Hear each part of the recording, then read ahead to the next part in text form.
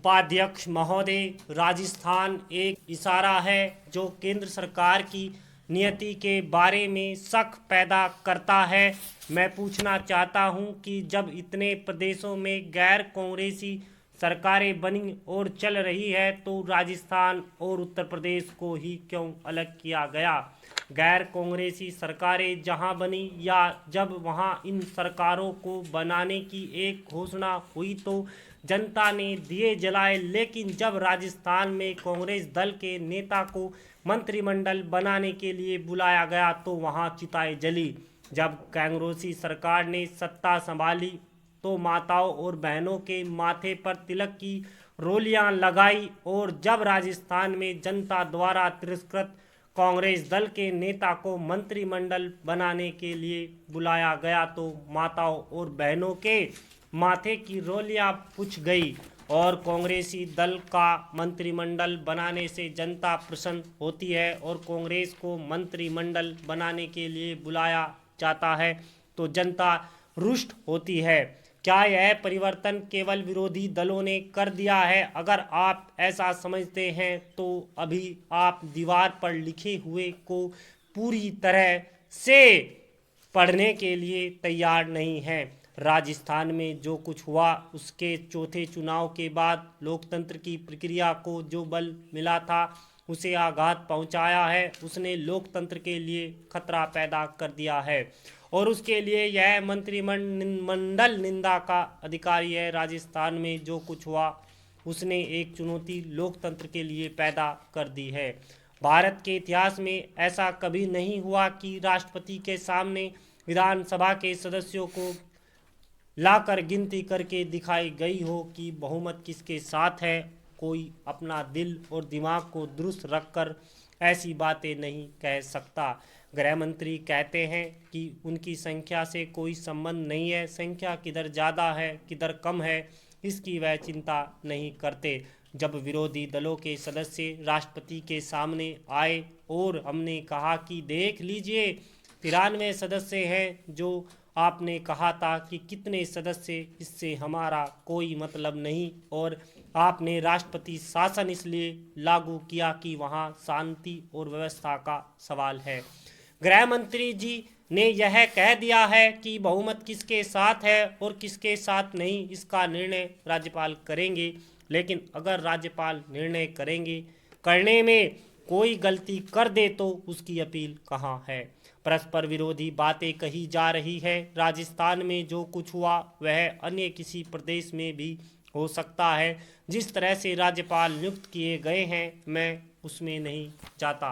Para श्रीमान, मैंने संविधान देखा है और मैं चाहूँगा कि संविधान इस दिशा में सुधारा जाए। हम राष्ट्रपति पर महाभियोग लगा सकते हैं, राष्ट्रपति को इम्पीच कर सकते हैं, लेकिन राज्यपाल को इम्पीच करने की कोई व्यवस्था नहीं है। आखिर जनता के लिए कौन सा रास्ता है? विधानसभा भंग कर दी जाएगी और केंद्र सरकार राज्यपाल की सलाह पर लोकतांत्रिक प्रक्रिया को समाप्त कर देगा, लेकिन यह सदन किसी राज्यपाल के विरुद्ध महाभियोग नहीं लगा सकता। इस दिशा में संविधान में कोई संशोधन करना जरूरी है। मैं इस बात से भी सहमत नहीं हूं कि राज्यपाल को कोई भी रिपोर्ट आई उसके आधार पर केंद्र सरकार ने राष्ट्रपति के सामने जो सिफारिशें रखी, राष्ट्रपति महोदय के पास उस सिफारिश को मानने के अलावा कोई और चारा नहीं था। संविधान की धारा उसकी यह व्यवस्था नहीं है। मैंने विधि विशेषज्ञों को इस संबंध में अपनी राय प्रकट करने के लिए कहा और अनेक विधि विशेषज्ञ इस मत के हैं कि इन मामलों में राष्ट्रपति को केवल केंद्र सरकार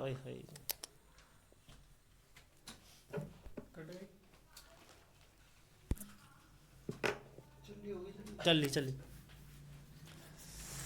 संविधान की धाराओं की यह व्यवस्था नहीं है। मैंने विधि विशेषज्ञों को इस संबंध में अपनी राय प्रकट करने के लिए कहा विधि विशेषज्ञ इस मत के हैं इस मामलों में राष्ट्रपति को केवल केंद्र सरकार की नीति पर चलने की आवश्यकता नहीं है।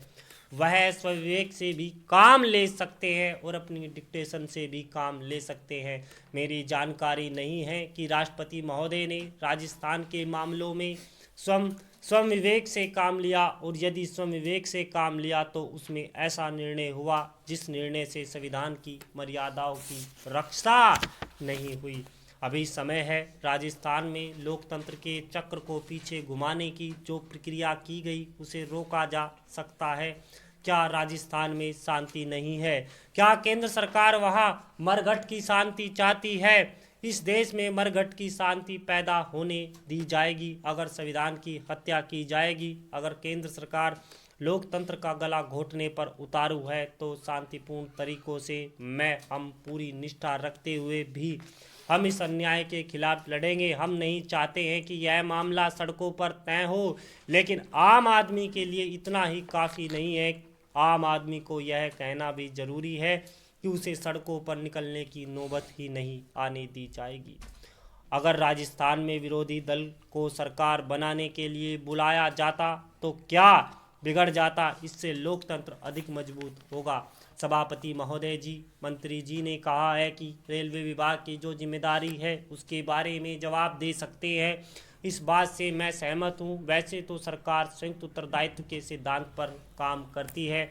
रेल मंत्री जी ने यह बताया कि जब पहले दुर्घटना हुई उस समय तो मुसाफिरों की तलाशी नहीं ली जाती थी, लेकिन पहली दुर्घटना हो गई और बड़ी संख्या में लोग मारे गए। जो आज जो काम किया जा रहा है, मुसाफिरों की तलाशी ली जा रही है, वह उस समय क्यों शुरू नहीं की गई? पहली दुर्घटना और दूसरी दुर्घटना में कुछ दिन बाकी थे, उस समय रेल मंत्रालय क्या कर रहा था?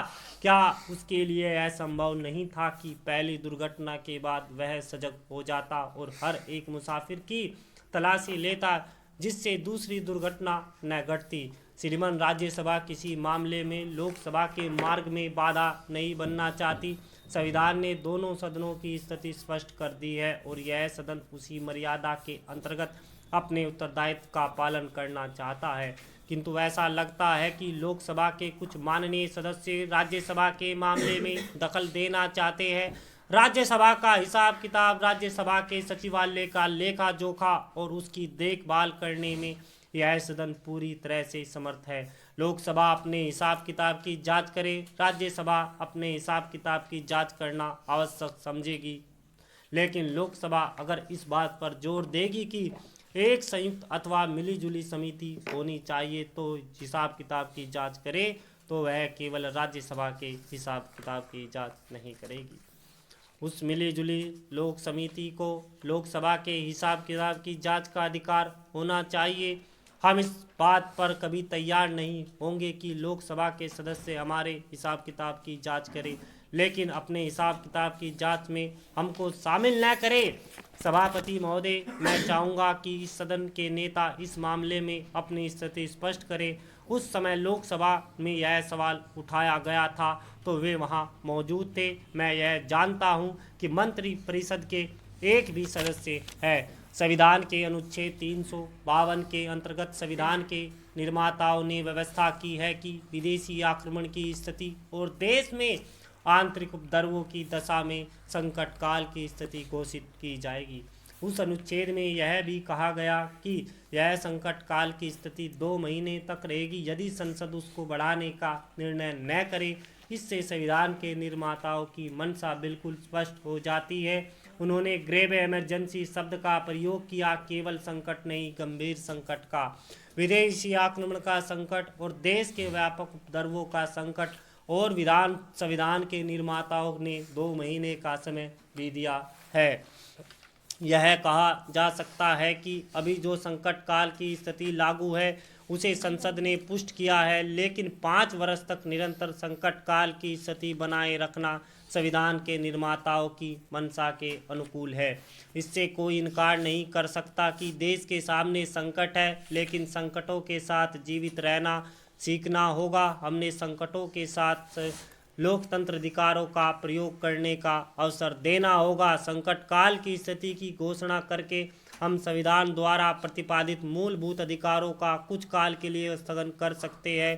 कानून के सामने नागरिकों की बराबरी नहीं रहती। संपत्ति के अधिकार भी सीमित कर दिए जाते हैं।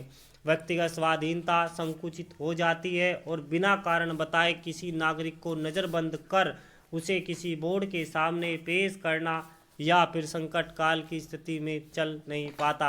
जब चीन ने आक्रमण किया तब संकट काल की स्थिति की घोषणा की गई। सभी विरोधी दलों ने, सारे देश ने उसका समर्थन किया, लेकिन आज विरोध क्यों हो रहा है?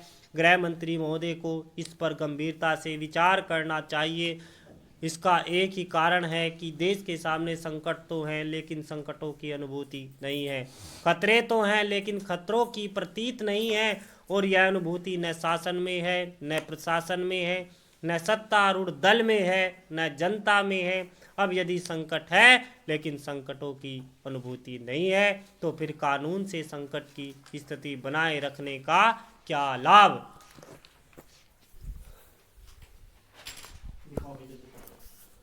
अगला